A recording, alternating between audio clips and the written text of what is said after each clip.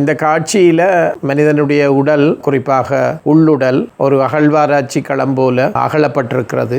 அது வெளிப்பார்வையில் ஒரு வெறுமையான ஒரு பரப்பாக, அமைதியான பரப்பாக தெரிந்தாலும் எப்படி அதனுடைய மரபணுக்களிலும் கலத்திலும் அதனுடைய எலும்புகளிலும் மச்சைகளிலும் விஞ்ஞானபூர்வமாக கூட மனிதனுடைய கடந்த காலம் புதைக்கப்பட்டிருக்கின்றதனுடைய ஒரு பின்புலத்தையும், அதே நேரம் அது எப்படி அறுவை சிகிச்சைகள் அல்லது வன்முறைகளால் உடைக்கப்பட்டு பாதிக்கப்பட்ட போது அவற்றை பிணைப்பதற்கு முனைப்பதற்குமாக உலோகத்தாலான வெவ்வேறு விடயங்கள் பிணைப்பு கருவிகளாக வெளியில ஒரு அழகான உடலாக தெரியும் மனிதனுக்கு உள்ள இந்த எலும்புகளிலும் மச்சைகளிலும் அணுக்களிலும் திசுக்களிலும் படிந்து போயிருக்கிற மூதாதையர்கள், கடந்த காலங்கள், அவரது சொந்த வாழ்க்கைகள் என்ற விடயமும் கூடவே அவர் சந்தித்த வன்முறைகளோ அல்லது விபத்துக்களோ அல்லது அழிவுகள் காரணமாக அவர் உள்ளுடலுக்குள் இருக்கின்ற காயங்களை பொருத்தி வச்சிருக்கின்ற பொருத்துகளோ வெளியில தெரிகிறதில்லை. ஆனால் இந்த வெளிப்படையாக வசீகரமாக தோன்றுகின்ற அல்லது இயல்பாக இருக்கிற உடலுக்குள் இந்த கடந்த காலமும் அவர்கள் கடந்த வந்த வன்முறைகளும் அப்படி புதஞ்சு போயிருக்கு என்றதை சாட்சியம் சொல்ற ஒரு வேலையாகவும் தான் இது அடிப்படையில் இருக்கு.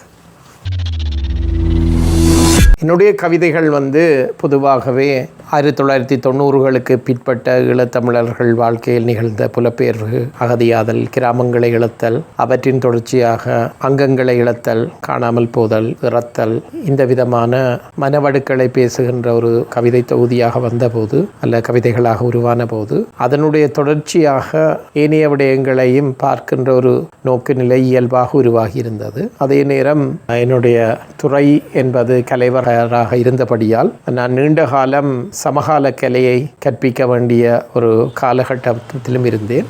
இதன் காரணமாக கருத்துருவ கலை என்று 1960களுக்கு பிறகு உருவான கன்செப்சுவல் ஆர்ட் என்ற வடிவத்தை கற்றுக் கொடுக்க வேண்டிய பின்புலத்தில் அந்த கருத்துருவ கலை அல்லது சில வேளைகளில் பின்னவீன கலை என்று சொல்லப்படுகின்ற கலை வடிவங்கள், அவை உருவாகிய புதிய வடிவங்கள், புதிய வகையான ஊடகங்கள், இவற்றை பற்றின அறிமுகமும் பரிச்சயம் ஊடாக பெற்ற உந்துதல் இன்னொரு காரணமாக இருந்தது. இந்த ரெண்டும் சந்திக்கும் புள்ளியில் எனக்கு இன்னொரு அடிப்படையான தார்மீக கேள்வி எழுந்தது. கவிதை என்பது வெறும் சொற்களாக பார்க்கிறதா அல்லது கவிதையை சொல்லுக்கு அப்பாலும் எடுத்து போகலாமா? அதாவது ஒரு சொல் ஒரு உருவமாக மாறுதல் அல்லது ஒரு சொல் ஒரு படிமமாக மாறுதல் என்ற கட்டங்களுக்கும் கொண்டு செல்லலாமா என்ற கேள்விகள் வந்தபோது, எப்படி வேர்டுன்றதை வெறும் ஒரு இலக்கியம் சம்பந்தப்பட்ட விஷயம் இல்லாமல் அது ஒரு இமேஜா, ஒரு விஷுவலா, ஒரு பெர்ஃபார்மிங் ஆக பார்க்கலாம் என்ற எண்ணம் மேலோங்க தொடங்கினது. அதுக்கு இன்னொரு வகையில் நாடக அரங்கியல் மீதான என்னுடைய கல்வி ஆர்வமும்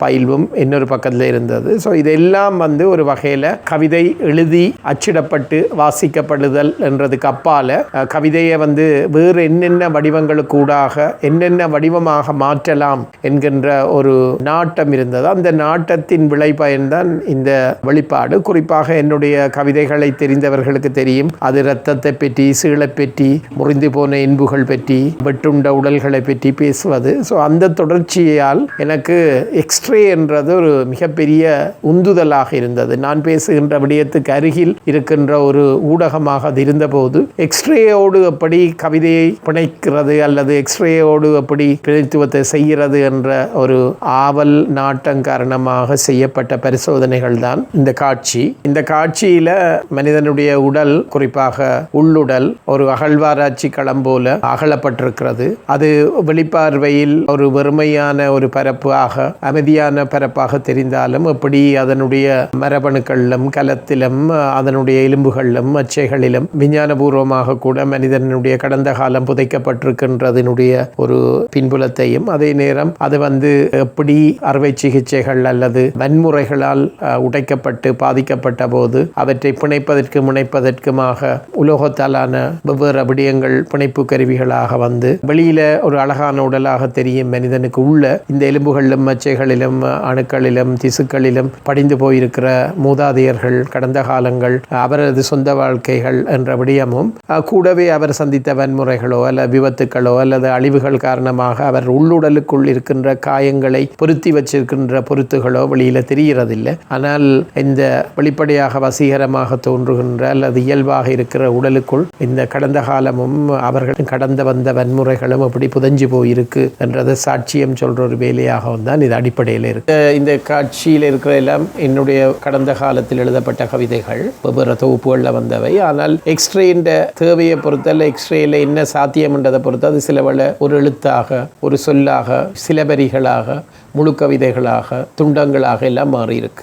அதே நேரம் கவிதையை கவிதையாக மட்டும் சொல்லுதல் என்பதும் இங்கே நோக்கமாக இருக்கையில் கவிதை சில வேளை படித்த கொண்டு போய்க்கல ஒரு வரி மறைஞ்சு அது இன்னொரு உருவத்துக்குள்ளே போகும், உருவம் மறைஞ்சு கவிதை தொடங்கும், இப்படியெல்லாம் இருக்கு. ஆகவே கவிதையை கவிதையாக வரி வரியாக வாசித்தல் என்பதும் இங்கே நோக்கம் இல்லை. ஸோ அது பல்வேறு விதமாக உருமாறுகின்ற ஒரு சந்தர்ப்பமாக இங்கே இருக்கு.